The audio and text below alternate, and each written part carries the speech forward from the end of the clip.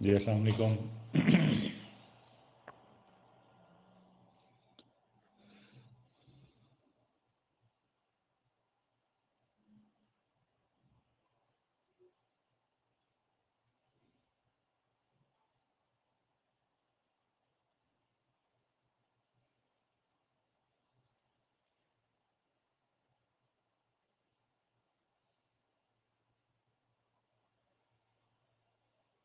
जी आवाज़ आ रही है जनाब? आवाज़ आ रही है, चलें ग्रेट। जी कल तक हमने जो चीज़ें देखी थी उसमें कोई डिस्कशन काबिल एतराज़ बात कोई काबिल एतराज़ बात नहीं नजर आई। चलें ग्रेट।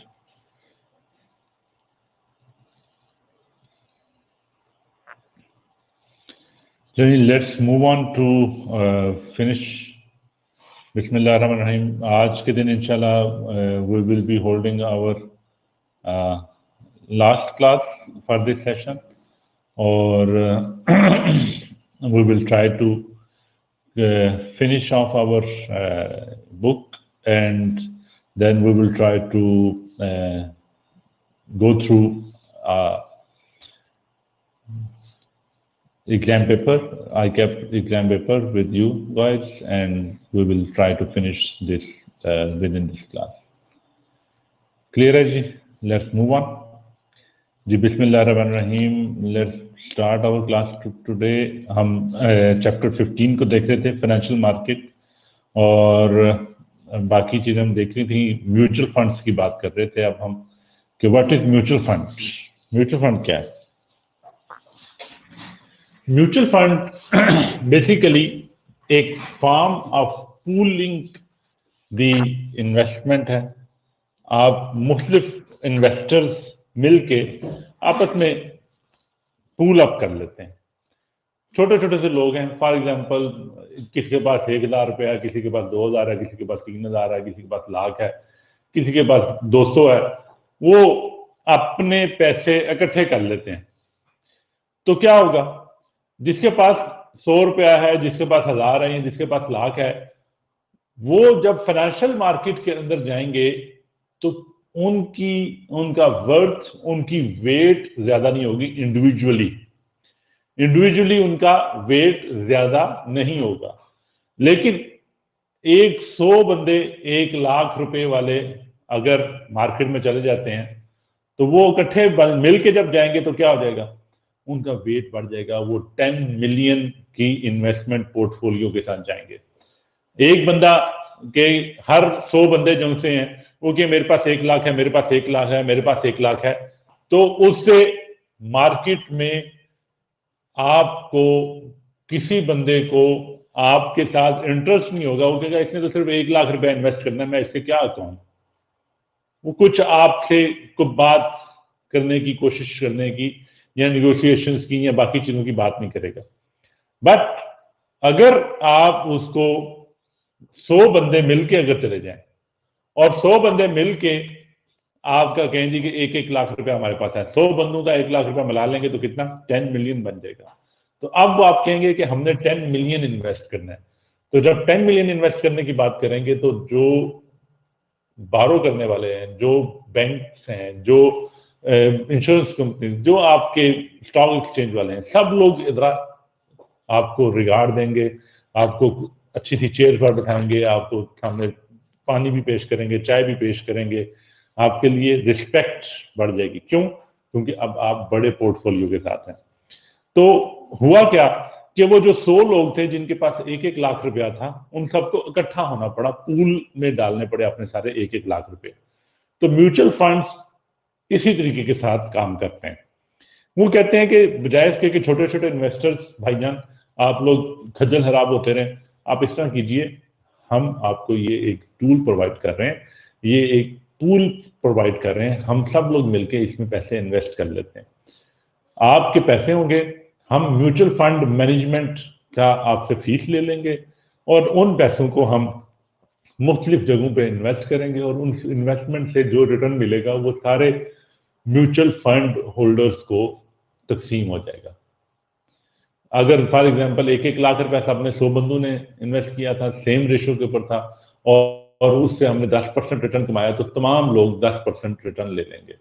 और अगर 20% रिटर्न कमाया तो जिसने जितनी इन्वेस्टमेंट की उसका उतना % रिटर्न वो हासिल कर लेगा। अगर मैंने एक 100 रुपए की इन्वेस्टमेंट किया और किसी ने 1 लाख रुपए की है, तो मुझे भी 100 के ऊपर 10% रिटर्न मिल जाएगा और उसको भी 1 लाख के ऊपर 10% रिटर्न मिल जाएगा।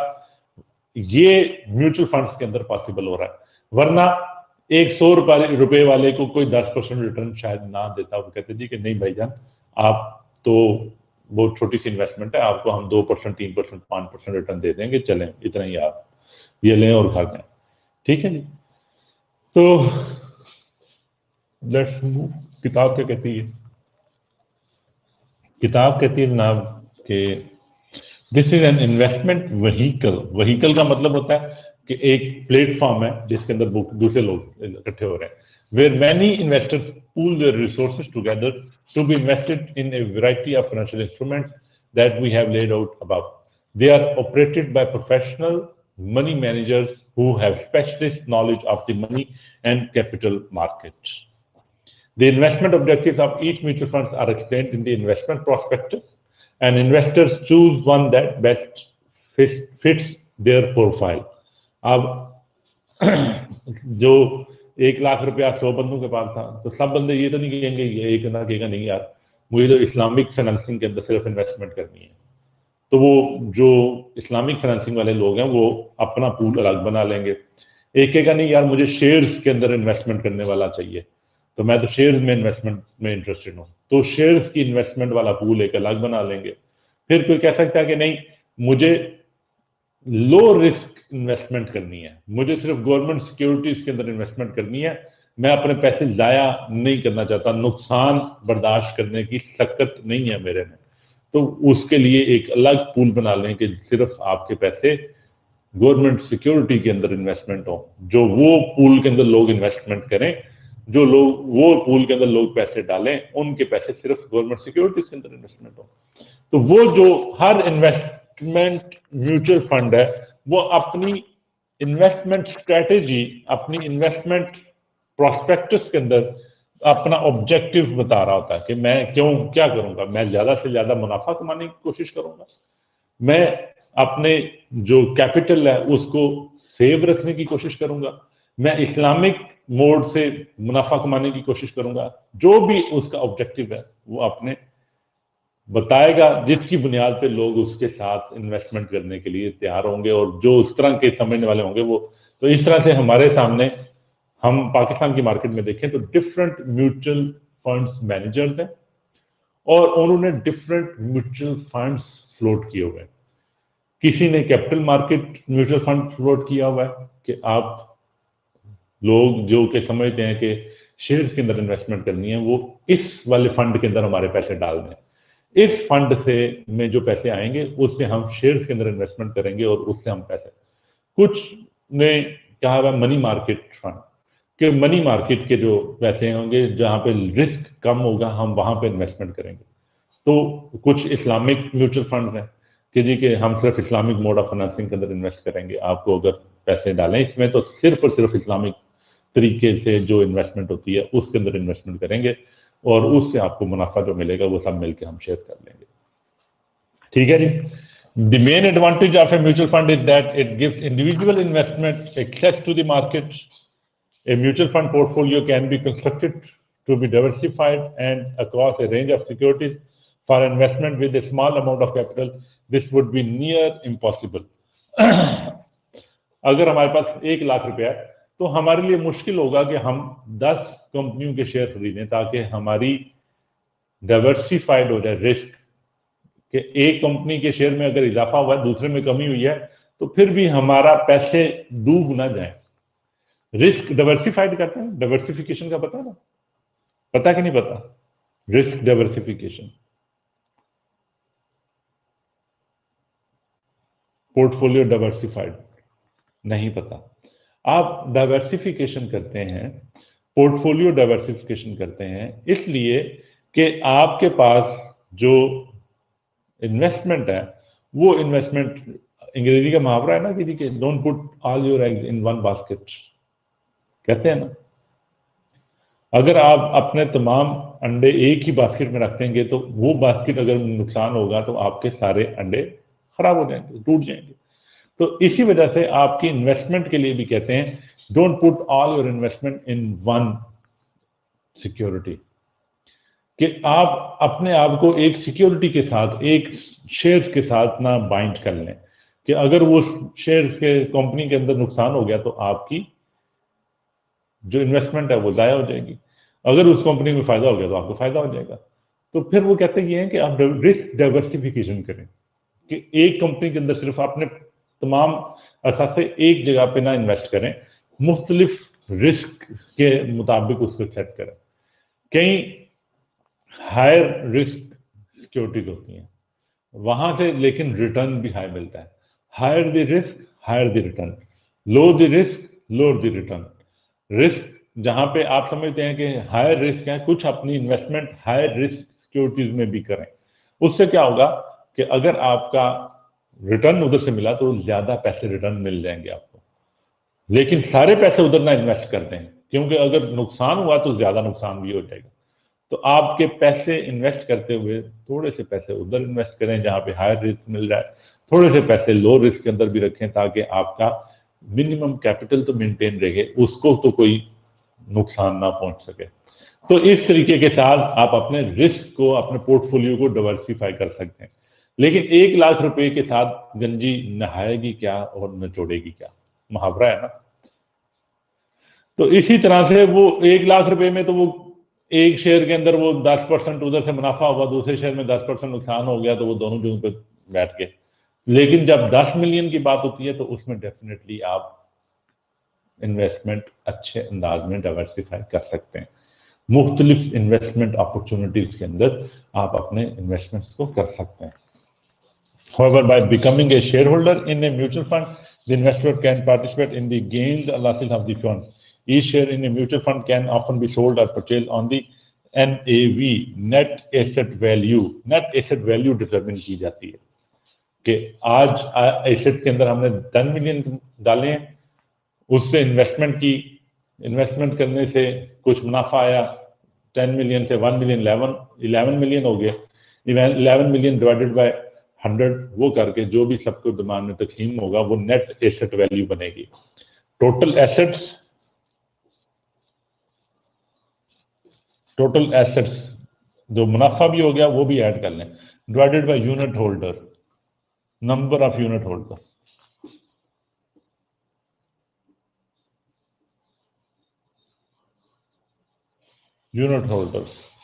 नंबर ऑफ यूनिट होल्डर, वो आप उसको डिवाइड कर देंगे तो वो नेट एसेट वैल्यू आपकी आ जाती है। म्यूचुअल फंड्स 2 तरह के होते हैं, इधर वैसे हम ऊपर देख लेते हैं। म्यूचुअल फंड्स 2 तरह के होते हैं, एक ओपन एंड म्यूचुअल फंड है और एक क्लोज एंड म्यूचुअल फंड है। Open and close and. Open end mutual fund क्या है? ओपन एंड म्यूचुअल फंड ये है कि इसमें नंबर ऑफ इन्वेस्टमेंट अनलिमिटेड है, investors unlimited.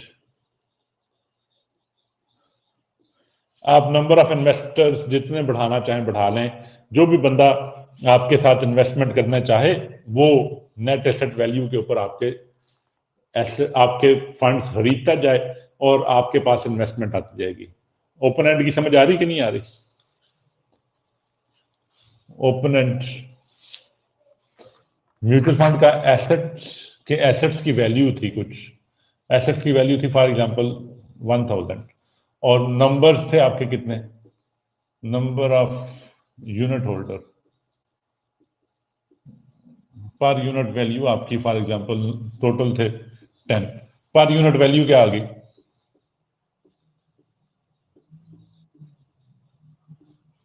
1000 divided by 10 that is 100। 100 रुपया पर यूनिट वैल्यू आ गई। एक शख्स कहता है कि मुझे आप 1 यूनिट बेच दें, आपके नंबर ऑफ यूनिट्स कितने हो गए? 11। अब आप क्या कहेंगे? आपने उससे 1000 तो आपका अपना था, 100 रुपया आप उस शख्स से खरीद, वो कहेंगे आपने 1 यूनिट खरीदना है, 100 रुपया आप इन्वेस्ट कर दें हमारे पास, 100 रुपया इन्वेस्ट कर देंगे, हम आपको 1 यूनिट ऐड आपको दे देंगे, ताकि नेट एसेट वैल्यू हमारी सेम रहे, आपको 1 यूनिट हम दे देंगे। और फिर नेट एसेट वैल्यू बढ़ेगी कैसे? जब प्रॉफिट इसके अंदर आएगा। प्रॉफिट आया, फॉर एग्जांपल आपका 1100 का प्रॉफिट आ गया, आपका नेट एसेट वैल्यू अब इतनी चली गई, तो नंबर ऑफ यूनिट्स होल्डर कितने हैं? 11। 2200 divided by 11, that is 200। 200 rupees अब पर यूनिट वैल्यू आपकी 200 रुपीज होगी। क्यों 200 हुई? क्योंकि 1100 का मुनाफा भी आ गया था आपके एसेट्स के अंदर। जो आपके पास 1100 मिलियन या 1100 रुपया था, वो आपने इन्वेस्ट किया और उस इन्वेस्टमेंट से तकरीबन 1100 का ही मुनाफा भी कमा लिया। तो अब तो ये आपकी म्यूचुअल फंड्स, यहाँ पे कोई भी नया बंदा आएगा, जिस वक्त जो आपकी नेट एसेट वैल्यू है, NAV है, नेट एसेट वैल्यू के ऊपर ही can invest into your mutual funds, आपकी फंड्स में इजाफा होता जाएगा। आपके number of units holder, number of units के अंदर कोई पाबंदी नहीं है। ओपन एंड म्यूचुअल फंड है, ओपन एंड है, no closure, no limit, you can add as many investors as possible. आपको कोई बंदा रोकेगा नहीं, क्योंकि किसी शख्स को कोई तकलीफ नहीं हो रही। हर शख्स के जितना एसेट्स हैं वो उसके उतने ही रह रहे हैं, उसको कोई तकलीफ नहीं हो रही। हर शख्स के अपने हिसाब किताब से एसेट्स मेंटेन हो रहे हैं, डिल्यूशन नहीं हो रही, डिल्यूट नहीं हो रहा उसकी ओनरशिप, उसकी पावर। फिर और क्लोज एंड कौन सा है? क्लोज एंड है जहां पे लिमिट एग्जिस्ट करती है, लिमिटेड इन्वेस्टर्स। वो हर बंदे को इजाजत नहीं देते, वो कहते हैं नहीं लिमिटेड, ये सारे क्लोज हम ग्रुप रखेंगे, हर बंदे के साथ हम शेयर नहीं करते, ये क्लोज ग्रुप हम रखते हैं, हम मिल के इन्वेस्टमेंट करेंगे, हम मिल के कंट्रोल करेंगे, हम मिल के इसमें इन्वेस्टमेंट डालेंगे, हम लिमिटेड नंबर्स रखेंगे। कोई भी नया बंदा आना भी चाहेगा तो उसकी अप्रूवल होगी, फलाना होगा ढमकाना होगा, ठीक है। तो ओपन एंड म्यूचुअल फंड जिसमें numbers of investment are unlimited, close end numbers are limited, and unit holder needs approvals,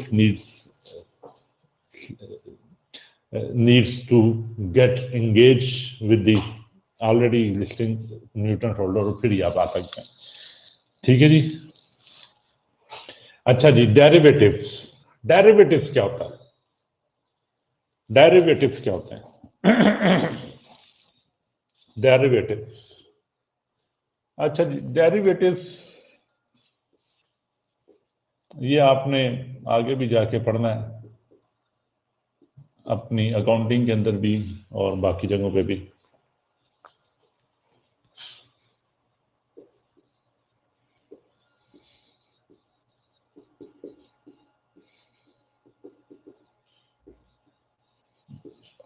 derivative होता क्या है?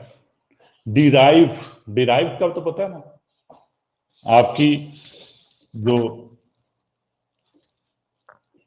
डिराइव होती है value, how your formula has been derived, कहते हैं ना, ये डिराइव किया गया है, इसको निकाला गया है, यहां से इसका माखज है, माखज से ये चीज निकली है, it has been derived from this source. वो डेफिनेटली फिर इसका मतलब है डेरिवेटिव्स क्या हुए? वो कुछ ऐसे फाइनेंशियल इंस्ट्रूमेंट्स हैं जिनका के माखज, जिनका के सोर्स कुछ और है, कहीं और सोर्स से उनको डिराइव किया गया, डेरिवेटिव्स हैं। ये होते क्या चीज हैं? एग्जाम्पल इसकी देख लेते हैं। फॉर एग्जाम्पल आज हमने कोई एक इंपोर्ट की है, आसान आपको समझ आ जाएगी, इंपोर्ट की है, और उसकी पेमेंट हमने आफ्टर 6 मंथ्स करनी है। हमें बैंक ने एलसी दी हुई है, 6 मंथ्स की एलसी है हमारे पास, लेटर ऑफ क्रेडिट है। आज के दिन हमने सामान रिसीव कर लिया हुआ है, लेकिन बैंक को, जो फॉरेन बैंक को हमने पेमेंट रेमिट करनी है, that will be after 6 months. 3 months 90 days तो आमतौर पे आसान होता है, लेकिन मैं सिर्फ 6 मंथ, आमतौर पे इंटरनेशनल ट्रेड के अंदर 90 डेज और 120 डेज का क्रेडिट लिमिट मिल ही जाता है। लेकिन हमने 6 मंथ्स के बाद, फॉर एग्जांपल हमने इंपोर्ट की और उसकी 6 मंथ्स के बाद पेमेंट करनी है। इंपोर्ट की वैल्यू इन करंट, हमने फॉर एग्जांपल $1000 की कोई मशीन थी जो कि इंपोर्ट की। टुडे एक्सचेंज रेट $1 पर रूपी इज इक्वल टू 140 है, फॉर एग्जांपल ₹140 पर डॉलर। एक्सचेंज रेट आज के दिन का ₹140 पर डॉलर है आज के दिन का। तो क्या होगा, आज के दिन अगर हमें ये पे करना पड़ता है तो we will be paying like 140 multiply by 1000, that is 1,40,000। ऐसा ही है आज के दिन। लेकिन 6 महीने बाद क्या होगा? 6 महीने बाद क्या डॉलर का एक्सचेंज रेट यही रहेगा? आपको श्योरिटी है कि 6 महीने बाद यही रहेगा, या 6 महीने बाद डॉलर का एक्सचेंज रेट कुछ और हो सकता है? तो आपको कंफ्यूजन है, आपको रिस्क यहां पे नजर आ रहा है कि your dollar rate might decrease, depreciate more और एप्रिशिएट मोर। अगर तो एप्रिशिएट हो जाए तो आपको शायद कोई प्रॉब्लम नहीं होगा, लेकिन डेप्रिशिएट हो जाएगा तो फिर आपके लिए प्रॉब्लम होगा। प्रॉब्लम कैसे होगा डेप्रिशिएट का? इस तरह से डेप्रिशिएट हो गया ₹200 पर डॉलर, ये चला गया। Now on that day after 6 months you will have to pay 200 multiplied by 1000 is equal to 200,000।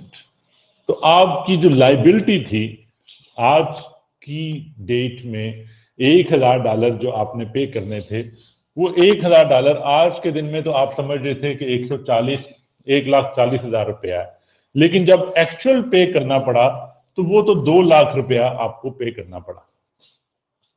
60,000 रुपए का आपको एडिशनल कॉस्ट बियर करनी पड़ी, सिर्फ एक्सचेंज रेट के डिफरेंस की वजह से। ऐसा ही है ना, 6 महीने में आपको 60,000 रुपए की एडिशनल कॉस्ट बियर करनी पड़ेगी। तो इस एक्सचेंज रेट डेप्रिसिएशन को, एक्सचेंज रेट रिस्क को कवर करने के लिए क्या कर सकते हैं हम? 2 काम कर सकते हैं ना, या तो आज ही हम 140 रुपए पे डॉलर खरीदें और उसको पे कर दें कि भाई हम इस रिस्क को नहीं रखना चाहते, आज के दिन ही मुझसे ये 1,40,000 रुपया लो और $1,000 ये तुम्हारे जो बनते थे ये ले लो मुझसे, मैं इस रिस्क को मेंटेन नहीं करना चाहता। लेकिन ये तो इस तरह करने से क्या होगा कि हमें जो क्रेडिट फैसिलिटी अवेलेबल हुई थी 6 महीने के बाद पेमेंट करने की, वो क्रेडिट फैसिलिटी हमने अवेल नहीं की, हमने क्रेडिट फैसिलिटी के ऊपर लात मार दी। ऐसे ही।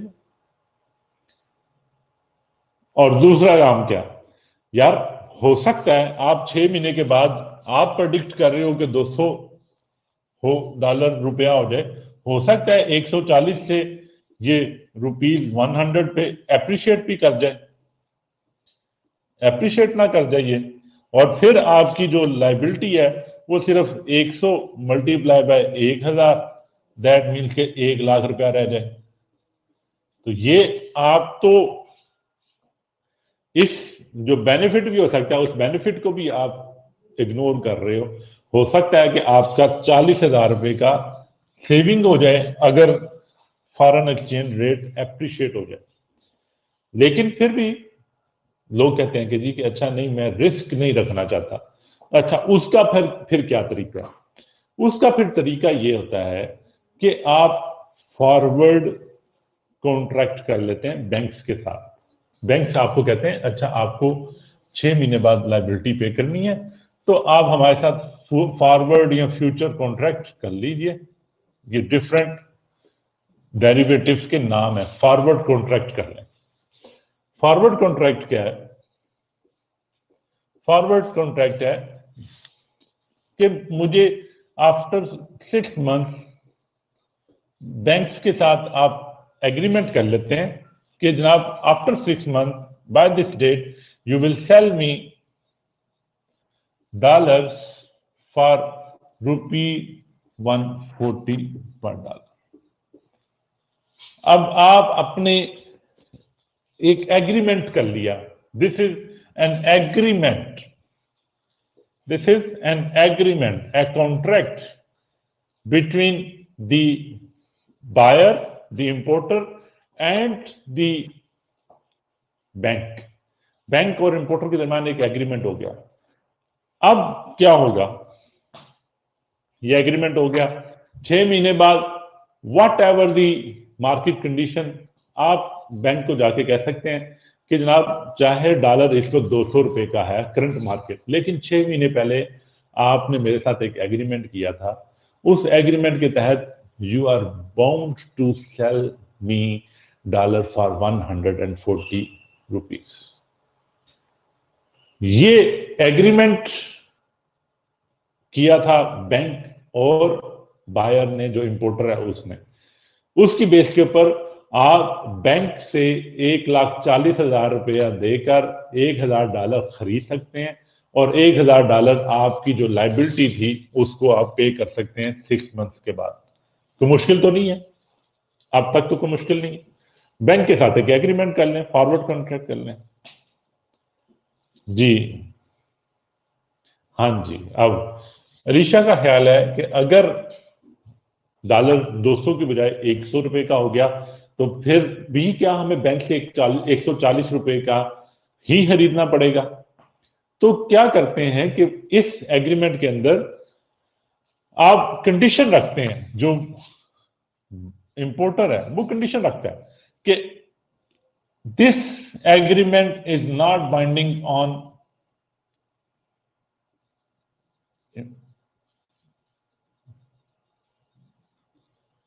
not binding on importer।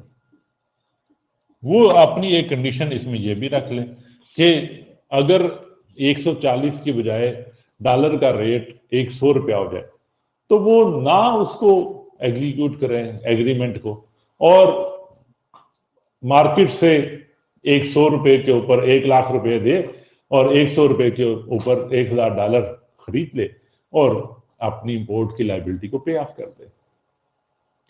This agreement can be written like this कि जी के अगर 140 से ऊपर रेट हुआ तो मैं बैंक से 140 रुपए के ऊपर डॉलर परचेज कर लूंगा, और अगर 140 से नीचे रेट हुआ तो मेरे ऊपर कोई लायबिलिटी नहीं है कि मैंने बैंक से जरूरी ये परचेज करना है।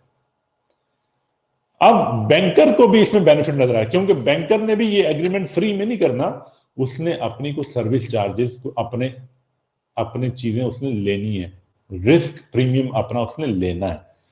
अपनी एग्रीमेंट करते हुए कुछ पैसे वो लेगा कि जी अगर 6 महीने के बाद आपने ये करना है तो आप थोड़े से पैसे कॉस्ट जो है रिस्क प्रीमियम, जिसका इंश्योरेंस वाले करते हैं कि इंश्योरेंस में बहुत सारे लोग आके आपसे इंश्योरेंस करवाते हैं, वो इंश्योरेंस प्रीमियम आपको पे करते हैं, लेकिन तमाम लोगों को इंश्योरेंस क्लेम करने की जरूरत नहीं पड़ती। इस वजह से इंश्योरेंस वालों को बेनिफिट भी हो जाता है। जो लोग रहते हैं उनको, जो जिनको क्लेम देना होता है वो क्लेम भी दे लेते हैं, जिनको नहीं देना होता वो। तो इस तरह से बैंक भी फायदे में रहते हैं और जो बंदा है वो भी फायदे में रहता है। ठीक है जी, नॉट बाइंडिंग ऑन इंपोर्टर है। ठीक, इससे क्या होगा? अब ये जो एग्रीमेंट हुआ है, ये एग्रीमेंट आपके एक्सचेंज रेट रिस्क को कवर कर रहा है, और अगर डॉलर की वैल्यू 140 की बजाय 160 हो गई है आज के दिन, तो आपके इस एग्रीमेंट की वैल्यू बन गई है, बन जाएगी ना। 6 महीने के बाद तो चलो जो होना है सो होना है, आज ही वैल्यू अगर 140 से 160 होगी तो आप कहेंगे भाई ये एग्रीमेंट तो बड़ा फायदेमंद है मेरे लिए, ये एग्रीमेंट बड़ा फायदेमंद है। क्यों फायदेमंद है? देखना यार, मुझे 6 महीने के बाद 140 पे डॉलर चाहिए था, आज ही डॉलर 160 पे चला गया, तो मेरा तो इस एग्रीमेंट से मेरा तो मुनाफा हो गया। अगर ये एग्रीमेंट ना होता तो मुझे तो 160 रुपए पे डॉलर खरीदना पड़ता। अब इस एग्रीमेंट की वजह से मैं 140 रुपए पे डॉलर खरीद लूंगा। और अगर डॉलर की कीमत $100 पे चली जाए, 100 रुपए पर डॉलर, तो फिर क्या? फिर भी आप कहेंगे अच्छा यार इस एग्रीमेंट का कोई फायदा नहीं है, जीरो वैल्यू है मेरे लिए, क्योंकि मैंने तो इसको एग्जीक्यूट करवाना नहीं है, क्योंकि 100 रुपए तो मुझे मार्केट से मिल जाएगा, मैं जरूर बैंक से 140 रुपए का खरीदूंगा जाके डॉलर। तो ये एग्रीमेंट की वैल्यू, इस एग्रीमेंट की वैल्यू किसके ऊपर डिपेंडेंट हो रही है? इस एग्रीमेंट की value is dependent on, value depends on exchange rate. ऐसा ही है ना, एक्सचेंज रेट डेप्रिशिएट हो रहा है, आपकी वैल्यू बढ़ रही है। एक्सचेंज रेट एप्रिशिएट हो रहा है, वैल्यू जीरो हो रही है। तो एक्सचेंज रेट के ऊपर आपके एग्रीमेंट की वैल्यू है। इस फाइनेंशियल इंस्ट्रूमेंट, इसको हम कहते हैं financial instrument, forward contract, future contract, options, financial instrument, इस फाइनेंशियल इंस्ट्रूमेंट की वैल्यू डिटरमिन होती है आपके एक्सचेंज रेट के साथ। तो वही बात हमें यहां पे भी समझा रहे हैं। Derivatives, an instrument whose price is dependent on one or more underlying assets. It is merely a contract between two parties. Merely, simple term है, कुछ और नहीं है, सिर्फ और सिर्फ कॉन्ट्रैक्ट है। हमने उसकी एक एग्जांपल देखी है, फॉरवर्ड का, फ्यूचर का कॉन्ट्रैक्ट, ऑप्शन के कॉन्ट्रैक्ट भी होते हैं, और भी डिफरेंट डेरिवेटिव्स की किस्में हो सकती हैं। Changes in the underlying assets can cause great fluctuation in the price of derivative. जिस तरह हमने यहां पे देखा, चेंजेस इन अंडरलाइंग एसेट्स, इसकी वैल्यू के अंदर फर्क हो रहा है, तो आपकी इस फाइनेंशियल इंस्ट्रूमेंट की वैल्यू के ऊपर आपका फर्क आ रहा है। क्लियर है? तो मुश्किल तो नहीं है इसमें, ये जो डेरिवेटिव्स की बात कर रहे हैं। आपके तमाम ऐसे फाइनेंशियल इंस्ट्रूमेंट्स जो कि जिनकी वैल्यू किसी अंडरलाइंग एसेट की वैल्यू की फ्लक्चुएशन के ऊपर डिपेंडेंट है, उसको हम डेरिवेटिव्स कहते हैं। ठीक है, सिंपल वर्ड के अंदर। और वो सिर्फ एक एग्रीमेंट होता है, कुछ भी नहीं है एक्चुअल, किसी का ना यहां पे एग्जीक्यूट करने का दिल चाहता है ना खरीदना है, सिर्फ स्पेकुलेशन के पर्पस के लिए उन्होंने अपने आप को बाउंड किया हुआ, एक एग्रीमेंट किया हुआ। यहां पे जरूरी नहीं है कि जनाब हम इसको एग्जीक्यूट करवाएं, क्योंकि option of is not binding on importer. तो ये ऑप्शन इंपोर्टर पर बाइंडिंग नहीं है, तो वो एग्जीक्यूशन लाजमी नहीं है इसके अंदर। Like money and capital market, they are traded with investment banks, usually acting as the intermediary between those looking to raise finance and those looking to invest. There are two main ways that derivatives can be traded: over the counter and on an exchange. अब मुझे चाहिए 1 लाख रुपए के dollar में खरीदना, bank के पास चले जाओ, over the counter. Over the counter क्या? बैंक के पास चले जाओ, बैंक को कहो भाईजान मुझे 1 लाख रुपए के 1,000 $6 महीने बाद चाहिए, तो वो बैंक आपके साथ एग्रीमेंट कर ले। और इसी तरीके के साथ एक्सचेंज के ऊपर भी हो सकता है। कई लोग एक्सचेंज पे भी डेरिवेटिव ट्रेड होते हैं। अब ओवर द काउंटर में क्या होता है? ओवर द काउंटर में तो आप अपनी स्पेसिफिक नीड के मुताबिक कह सकते हैं ना, मुझे $1,425 6 महीने बाद चाहिए, तो आप अपनी specific need specific denomination, specific maturity time आप डिफाइन कर सकते हैं। और एक्सचेंज के अंदर क्या होता है, एक्सचेंज में pre determined lot quantity, pre determined maturity time जो होता है वो अवेलेबल होता है। आप अपनी हिसाब से उसके मुताबिक नजदीक नजदीक जो मेच्योरिटी, नजदीक नजदीक जो आपको लॉट वैल्यू है वो मिलती है। अब वहां पे आपको हो सकता है $1425 का फॉरवर्ड कॉन्ट्रैक्ट ना मिले, लेकिन आपको $1500 का शायद मिल जाए, हो सकता है $2500 का या $5000 का मिले मिनिमम भी स्टॉक एक्सचेंज के ऊपर या डेरिवेटिव एक्सचेंज के ऊपर। तो आपको वहां पे you will have to adjust according to the requirements. अब उसका बेनिफिट क्या है, अब यहाँ पे देखते हैं उनका, ये पूछ चुका है एक आधी दफा एग्जामिनर, ओवर द काउंटर और ईटीडी, उसमें क्या क्या रिक्वायरमेंट्स हैं, क्या क्या चीजें, क्या क्या प्रॉब्लम्स, क्या क्या बेनिफिट्स हैं। ओवर द काउंटर में establishing trading and over the counter trading are much less strict conditions होती हैं than exchange rate derivatives. Exchange the issue and trade of each instrument is on individual basis, meaning a financial intermediary, usually investment banks, will make a market between buyers and sellers. This gives great flexibility with regards to terms of the deal. However, the level of risk is much higher as counterparties can be affected if the trade lost a lot of money. Or exchange traded derivatives, ETDs, a derivative must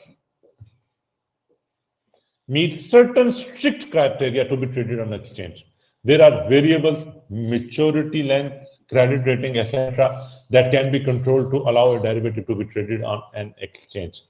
ETDs also reduce the risk involved with the transaction by ensuring that whenever a party goes long का मतलब क्या है, will reward the underlying price increase, will see reward if the underlying price increase.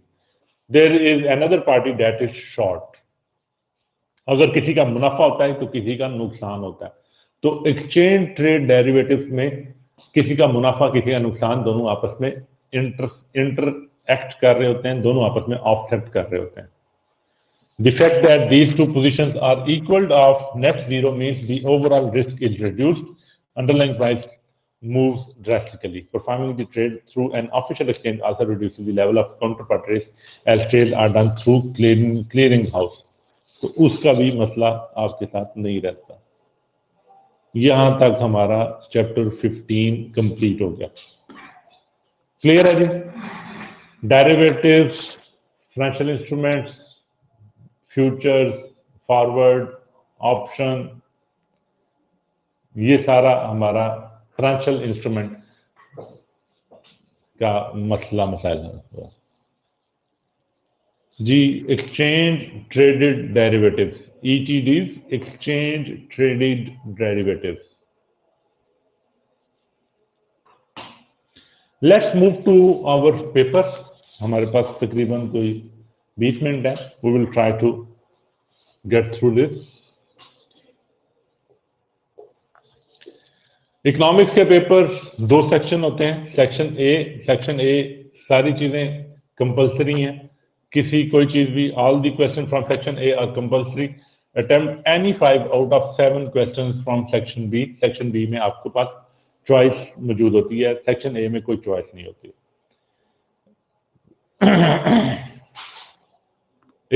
Explain the concept of production possibility curve with the help of a diagram. आपको PPC का एक diagram की मदद से मांगा गया कि इसका एक्सप्लेन कर दें। Briefly discuss how the concept of PPC is useful in explaining the economic concept of scarcity. Scarcity को हम कैसे कर सकते हैं, बता सकते हैं जी। अलीशा भी बनती है वहां पे। सर इसमें बाइंडिंग होता है, इंपोर्टर पे इवन इफ अप्रिशिएट। जी अगर बाइंडिंग होता तो फिर उसको करना पड़ता, तो वो इंपोर्टर इस तरह का एग्रीमेंट क्यों करेगा कि जहां पे उसको फंसना पड़े। तो वो डेफिनेटली कोई इस तरह की ऑप्शन ले रखना चाहेगा कि वो सिर्फ और सिर्फ इन केस ऑफ डेप्रिसिएशन उसको वहां पे एक्सप्लोज होना पड़े। इस तरह से इंपोर्टर की रिवर्स में एक्सपोर्टर का इंपैक्ट होगा कि नहीं होगा? अगर आप वहां पे ही हैं तो हम यहाँ पे बात कर लेते हैं। अगर इंपोर्टर कहता है कि मुझे 140 रुपए के डॉलर खरीदने, और एक्सपोर्टर को कहता है कि जी कि मुझे $1000 6 महीने बाद रिसीव होने हैं, तो अब एप्रिशिएट होता तो एक्सपोर्टर को नुकसान होता, और डेप्रिशिएट होता तो एक्सपोर्टर को बेनिफिट होता। आई समझ के नहीं? जरा टेक्निकल थोड़ा सा हो जाएगा। एक हम और बना लेते हैं ना, एक्सपोर्टर। जिस तरह से ये इंपोर्टर था पाकिस्तानी, इसी तरह से एक पाकिस्तानी एक्सपोर्टर भी है। अब पाकिस्तानी एक्सपोर्टर क्या कर रहा है? पाकिस्तानी एक्सपोर्टर कह रहा है मैंने I have sold thing today for dollar 1000, मैंने $1000 की चीजें बेची हैं, और करंट प्राइस क्या है? Dollar rate, rupees to dollar rate is 140। That means के आज के दिन अगर मुझे डॉलर मिल जाते तो मुझे 1,40,000 का मिल जाता। अगर यही खुदा ना खास्ता डॉलर रेट एप्रिशिएट कर गया तो क्या होगा? मुझे तो ये $1000 के बदले में सिर्फ 1,00,000 रुपया मिलेगा, ऐसा ही है। और अगर डेप्रिशिएट कर गया, रुपीज टू डॉलर रेट 140 से 200 पे चला गया, तो क्या होगा? मुझे इसके बदले में बेनिफिट हो जाएगा। दोनों सूरतों में क्या हो रहा है कि दोनों सूरतों में डॉलर कितने चाहिए? $1000। तो बैंक क्या करता है? बैंक कहता है कि आपके साथ में एक एग्रीमेंट कर लेता हूं सोल्ड, कि जनाब आपके पास जो $1000 आएंगे आप मुझे 140 रुपए पे सेल कर देंगे। एक्सपोर्टर के पास क्या होगा जी? ईटीडीज में भी बात करते हैं, ईटीडी में भी बात करते हैं मैं वो उसी के लिए कॉन्सेप्ट को बिल्ड कर रहा हूं। एक्सपोर्टर के पास क्या होगा कि जब $1000 आएंगे तो वो 140 रुपए में, हो सकता है कि वो 140 की जगह पे 200 तक चला गया हो रेट, तो वो फिर एग्रीमेंट इनके साथ एग्जीक्यूट नहीं करेगा। लेकिन जब ईटीडीज की बात करते हैं तो ईटीडीज के अंदर, एक्सचेंज ट्रेडेड डेरिवेटिव्स के अंदर क्या होता है? वहां पे वही शख्स जो है, वो एक शख्स का अगर वो पॉजिटिविटी है तो दूसरे शख्स की वो नेगेटिविटी है, वो दोनों एक दूसरे के साथ ऑफसेट हो जाते हैं। जैसे यहाँ पे ट्रेडर अगर हमारा बैंक को बीच में से निकाल दें और कहें एक्सपोर्टर और इंपोर्टर दोनों आ जाएं अलग अलग, इंपोर्टर एक्सचेंज पे जाए, वो कहे जी कि मुझे 6 महीने के बाद ऐसा चीज चाहिए कि $100 में 140 रुपए पे खरीद लूं, और एक्सपोर्टर आए कि 6 महीने के बाद मैं 140 रुपए के ऊपर डॉलर बेचना चाहता हूं। तो अब किसी का फायदा होगा तो दूसरे का नुकसान। अगर 100 रुपए के ऊपर चला गया रेट, 100 रुपए के ऊपर चला गया, तो फिर भी इंपोर्टर को 140 रुपए के ऊपर बेचना पड़ेगा, 140 रुपए के ऊपर उसको खरीदना पड़ेगा, क्योंकि यहां पे उसने एक्सपोर्टर के साथ डायरेक्ट एग्रीमेंट किया हुआ है। वो उसने ईटीडीज के अंदर आपको ऑप्शन नहीं मिलती। यही तो बात हम कह रहे हैं, ओवर द काउंटर के ऊपर आपको ऑप्शंस मिलती हैं ज्यादा सारी, आप अपने हिसाब से उसको निगोशिएट कर सकते हैं, लेकिन ईटीडीज के अंदर ऑप्शंस नहीं मिलती। क्लियर है? अब यही तो बात हमने कही है यहाँ पे। ETDs also reduce the risk involved with the transaction by ensuring whenever party goes long, यानी कि उसका बेनिफिट होगा, there is a party that is short। अच्छा जी, let's move on to the paper. तो इसमें पीपीसी के अंदर तो कोई इशू नहीं है किसी को। Production possibility frontier, production possibility curve हमने देखा था, हमारी पीपीसी दिस वाज दिस, और वो हमारा जैसे जैसे हम चेंज करते थे हमारा अपॉर्चुनिटी कॉस्ट चेंज होती थी, जिसकी बेस के ऊपर हमारी कर्व कॉन्वेक्स टू रीजन थी। और हम स्केर्सिटी किस तरह से आती है कि आप अपनी कर्व को यहाँ पर नहीं लेके जा सकते। क्यों नहीं लेके जा सकते? क्योंकि आपके रिसोर्सेज लिमिटेड हैं, आपके रिसोर्सेज सिर्फ इतने प्रोडक्शन बना सकते हैं, इससे ज़्यादा प्रोडक्शन नहीं बना सकते। तो स्केर्सिटी का कॉन्सेप्ट यूज किया था हमने कि हमारी प्रोडक्शन पॉसिबिलिटी फ्रंटियर अपनी मर्जी से नहीं जा सकता, हमारे लिमिटेड रिसोर्सेज की वजह से लिमिटेड वो रहेगा। क्लियर था? क्लियर है जी? फिर define price elasticity of demand and identify briefly explain the factor which determines the price elasticity of demand.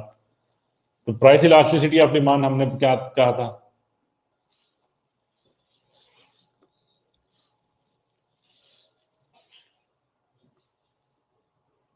जी जी सही कह रहे हैं, concave to the origin, concave to the origin भाई, concave to the origin. Indifference curve पे हम चले गए थे कि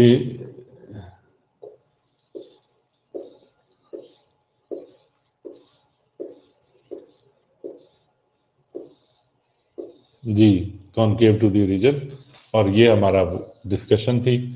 और इसी तरीके के साथ हमारा स्केर्सिटी को भी उन्होंने डिस्कस किया कि फोरगो वन चॉइस बने the PPC how choice can be made and always, और ऑप्टिमल प्रोडक्शन और स्केर्सिटी का इम्पैक्ट भी आता है। और price elasticity, determination of the price elasticity, substitute, और ये वो सारी चीज़ें जो हमने लिखी थी कि परसेंटेज चेंज इन प्राइस और percentage change in quantity demanded, उसके ऊपर, और सब्स्टिट्यूट का इम्पैक्ट और बाकी चीज़ों का हमने देखा था।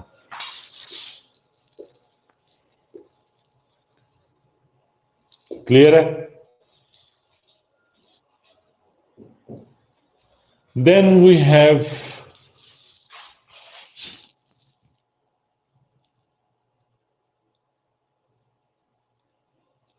Following data refers to total revenue and total cost.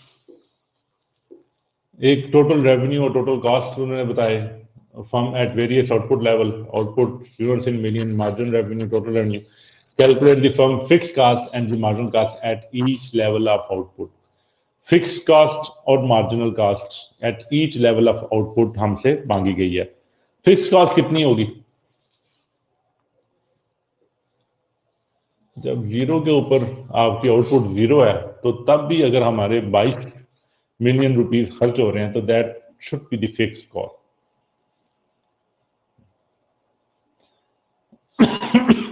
हमसे उन्होंने मांगा fixed cost and marginal cost. और मार्जिनल कॉस्ट क्या है? जो हर एक के अंदर चेंज आ रही है, जितने यूनिट हम बढ़ाते जा रहे हैं उसके अंदर जो चेंज आ रही है, दैट इज मार्जिनल कॉस्ट।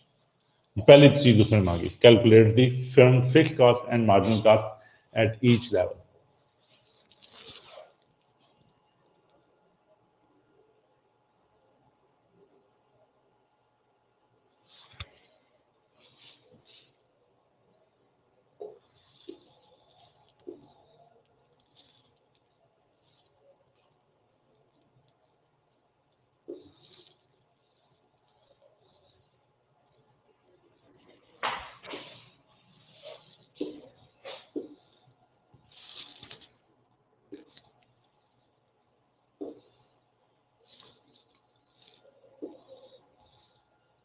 बीच में पेज ही तुम्हारे गए में। अच्छा चले,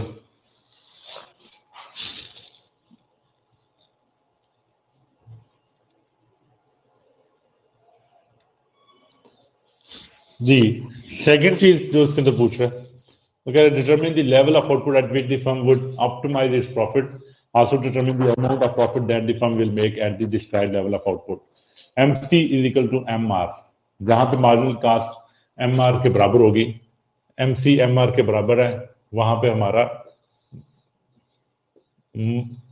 मैक्सिमम प्रॉफिट होगा, उसको डिटरमिन करना है। MC MR के बराबर कहाँ पे होगा? जब हम MC कैलकुलेट कर लेंगे तो MR उसने हमें पहले दिया हुआ है, MR से हमारा टोटल रेवेन्यू भी बन सकता है, और टोटल रेवेन्यू में से टोटल कॉस्ट निकाल देंगे तो हमारा कॉस्ट प्रॉफिट भी आ जाएगा। Determine the amount of profit, क्योंकि ये भी हमें बताना है, हमें ये भी बताना है कि कितने, कौन से यूनिट के ऊपर हमारा मैक्सिमम प्रॉफिट होगा, जहां पे MC MR के बराबर हो जाएगा। और दूसरा ये भी बताना है कि हमारे जो प्रॉफिट कितना होगा, टोटल प्रॉफिट कितना होगा, that would also need to be told. और यहां पे देखें 44 से 54 जा रहा है, दैट इज 10। एमसी कितना है 10, एमसी इज 10, और एमआर कितना है, एमआर भी 10। एमसी एमआर इक्वल हो गया 8 यूनिट्स के ऊपर, तो 8 यूनिट्स का टोटल रेवेन्यू बना ले, इन सब को ऐड कर लेंगे तो टोटल रेवेन्यू बन जाएगा, और ये आपकी टोटल कास्ट गिवन की हुई है। टोटल रेवेन्यू में से टोटल कास्ट निकालेंगे तो आपका प्रॉफिट भी आ जाएगा। कॉन्सेप्ट वही है जो हमने पढ़े हुए हैं, उनको यूटिलाइज कर रहा है। आपको एमसी एमआर का कॉन्सेप्ट होना चाहिए कि जहां पे firm will be maximizing the profit where MC is equal to MR, उसके अलावा कहीं पे फर्म मैक्सिमाइजेशन ऑफ प्रॉफिट का सोच भी नहीं सकती। हमने इक्विलिब्रियम ऑफ फर्म के अंदर डिस्कशन किया हुआ। क्लियर है, मुश्किल तो नहीं?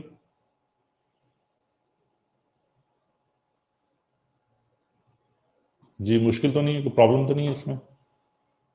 इस क्वेश्चन जो क्वेश्चन 3 है इसके अंदर क्लियर है?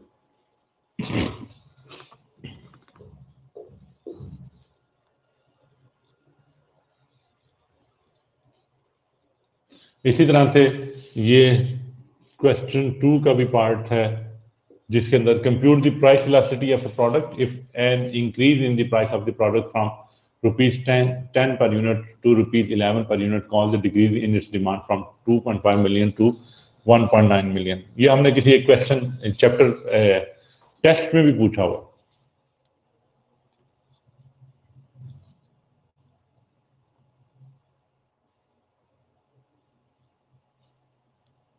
तो आज के दिन let's conclude here, let's meet tomorrow. क्या ख्याल है, पास्ट पेपर को डिस्कस करना चाहते हैं कि नहीं करना चाहते?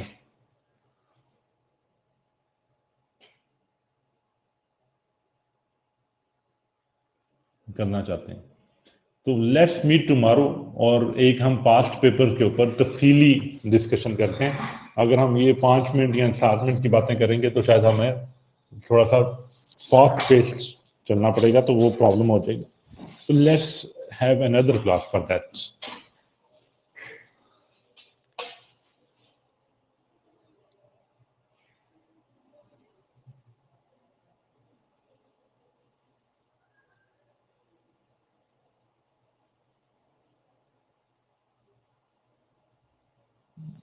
क्या ख्याल है, असदफ क्या कह रहे हैं? पर सर कल नहीं, परसों, क्योंकि कल मैं पास पेपर देखें जो डिफिकल्टी होगी वो क्लियर कर दीजिएगा पहले।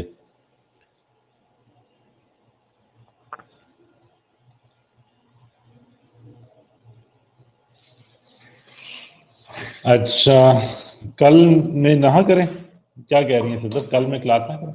नहीं, इसका इस तरह करते हैं कि कल एक हम क्लास करते हैं, एक तफसीली क्लास एक हम कल पास पेपर पे कर लेते हैं, और उसके बाद आप व्हाट्सएप ग्रुप के ऊपर जो आपकी क्यूरीज हों, क्योंकि पास पेपर में आपकी रिवीजन में जब आप जाएंगे तो बहुत सी क्यूरीज मजीद निकलेंगी, तो वो आप व्हाट्सएप ग्रुप के ऊपर डिस्कस कर लेंगे कि जी आप हमारी ये क्यूरी है, ये क्यूरी है, ये क्यूरी है, ताकि वो इंटरेक्टिव आपको मसाइल में ना आए।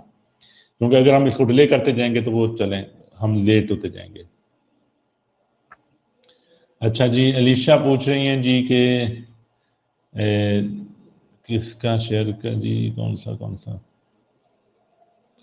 टाइप्स ऑफ शेयर्स की लास्ट 3 लाइन बता दें जी। टाइप्स ऑफ शेयर्स ये आगे जी, और इसकी लास्ट 3 लाइन्स कौन सी हैं?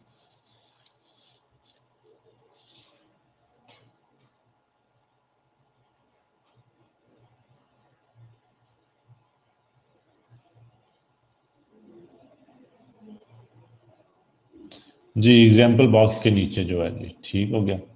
अच्छा जी, इसके अंदर क्या कह रहे हैं, वो कह रहे हैं जी कि एग्जाम्पल देख लेते पहले। A large corporation is looking to fund a major factory investment project and is looking to raise funds through the capital markets. It issues shares which are then purchased by investors. In exchange for paying for part ownership of the company, the investor may receive dividends and other benefit for funding the project. The shares belong to the investment and are able to be traded on stock market. तो यहाँ पे preference shares में हमें बता रहे हैं कि जनाब आपके प्रेफरेंस शेयर्स हमने इशू किए हैं, उनको हम डिविडेंड भी देंगे। Instead of paying for part ownership, the investor may receive dividends and other benefits for funding the project. और उनको हम स्टॉक एक्सचेंज के ऊपर ट्रेड भी कर सकते हैं। अच्छा, अब ये जो लास्ट इस पैराग्राफ के अंदर जो बात कही गई है ना, ये बात सिर्फ ये कही गई है कि जनाब आपकी there is more emphasis on forces and rather than pegging to the official rate of interest, कि आपको जो हम शेयर्स के ऊपर इंटरेस्ट देंगे, डिविडेंड, प्रेफरेंस शेयर्स के ऊपर डिविडेंड देंगे, प्रेफरेंस शेयर्स के ऊपर हम आपको इंटरेस्ट देंगे, तो वो सिर्फ इंटरेस्ट रेट के ऊपर डिपेंडेंट नहीं होगा। अगर एक बहुत अच्छी कंपनी है, फॉर एग्जांपल नेस्ले कहती है कि जनाब हमें कुछ लॉन्ग टर्म प्रोजेक्ट है, उसके लिए इन्वेस्टमेंट चाहिए, तो क्या होगा? आपको पता है कि नेस्ले है, तो आप कम इंटरेस्ट रेट के ऊपर भी उसको पैसे देने के लिए तैयार हो जाएंगे कि नहीं होंगे? अब क्यों हो रहा है? क्योंकि नेस्ले को बहुत सारे लोग पैसे देने को तैयार हैं और नेस्ले के पास सप्लाई ऑफ फंड्स ज्यादा हो जाएगी। सप्लाई ऑफ फंड्स ज्यादा होने का वजह से वो कम इंटरेस्ट रेट पे करना पड़ेगा। और लेकिन दूसरी जानिब तो ये एक छोटी सी कंपनी है जिसको जो कहता है कि मैंने एक प्रोजेक्ट लगाना है, तो अब वो कंपनी ABC को बंदा उसको जानता भी नहीं, कम लोग उसको लोन देने के लिए तैयार होंगे, इसलिए क्योंकि वहां पे रिस्क भी शायद हाई होगा और इस वजह से उसको अपना इंटरेस्ट रेट हाई रखना पड़ेगा, जिसके ऊपर उसको लोग इंटरेस्ट देने को, लोन पे पैसे देने को तैयार हो जाएंगे। This is they have taken here कि जनाब सिंपल आप इंटरेस्ट रेट को बेंचमार्क नहीं बना सकते। मार्केट में, इकोनॉमी में जो इंटरेस्ट रेट चल रहा है, लोन, कर्जे वगैरह जो बैंक कंपनीज को दिए जाते हैं, सिर्फ उसकी बुनियाद पे नहीं दिए जाते। जो कंपनियों को लोन और इंटरेस्ट पे पैसे दिए जाते हैं, वो बुनियाद बनते हैं उनकी डिमांड एंड सप्लाई कैपेसिटी के ऊपर। कितने लोग उनको इंटरेस्ट देने के लिए तैयार हैं, कितने लोग नहीं हैं। और अगर ज़्यादा लोग इंटरेस्ट देने को तैयार हैं तो वो कम लोन देने को तैयार हैं, तो कम इंटरेस्ट के ऊपर भी उनको पैसे, कर्जा मिल जाएगा। लेकिन अगर कोई ऐसी कंपनी है जिसको के कम लोग लोन देने को तैयार होंगे, उसको डेफिनेटली फिर उनको ज़्यादा इंटरेस्ट देना पड़ेगा। ठीक है जी, this is what it is talking about. Municipal bond क्या होते हैं? म्यूनिसिपल बॉन्ड्स, अलीशा पूछेंगे म्यूनिसिपल बॉन्ड्स क्या होते हैं? जिस तरह से गवर्नमेंट अपने काम पूरे करने के लिए ट्रेजरी बॉन्ड्स इशू करती है, ट्रेजरी बॉन्ड्स इशू करते हैं ना, हमने ट्रेजरी बॉन्ड का तो पता चल गया कि खजाने में अभी पैसे नहीं है तो हम लोगों से पैसे पकड़ लें और खजाने के पैसों को हम पूरा कर लें और अपनी ज़रूरत जो पूरी करनी थी कर लें। इसी तरह से म्यूनिसिपल कॉरपोरेशन होती हैं, म्यूनिसिपल हमारे यहाँ भी होती हैं, पाकिस्तान में भी मुख्तलिफ शहरों की अपनी गवर्नमेंट होती है और वो गवर्नमेंट अपने रिक्वायरमेंट्स के मुताबिक पूरा करनी है। उसको कुछ पैसे फेडरल गवर्नमेंट से मिलते हैं, कुछ प्रोविंशियल गवर्नमेंट से भी मिलते होते हैं, लेकिन और कुछ पैसे वो अपने टैक्सेस से भी इकट्ठा करते हैं। म्यूनिसिपल कमेटी के टैक्सेस भी होते हैं जो कि इकट्ठा करती है, लेकिन उसमें भी गैप तो आता है ना। गवर्नमेंट ही है, गवर्नमेंट पैसे इकट्ठे कर रही है, म्यूनिसिपल गवर्नमेंट है, और वो गैप जो आता है उस टाइमिंग गैप को, या कोई इस तरह का प्रोजेक्ट है, कोई उसने कोई अपना शहर के अंदर कोई सड़क बनानी है, कोई ब्रिज बनाना है, कोई शहर के अंदर पार्किंग प्लाजाज बनाने हैं, कोई प्रोजेक्ट्स हैं, उन प्रोजेक्ट्स के लिए वो कर्जे ले सकती है और वो कर्जे म्यूनिसिपल बॉन्ड्स की सूरत में लेती है। ठीक है, ट्रेजरी बॉन्ड्स हम जो फेडरल गवर्नमेंट है उसको हम ट्रेजरी बॉन्ड्स कह देते हैं और जो म्यूनिसिपल बॉन्ड्स हैं उनको देते हैं। चलें जी, let's conclude for today, let's meet tomorrow इंशाल्लाह। अल्लाह हाफ़िज़।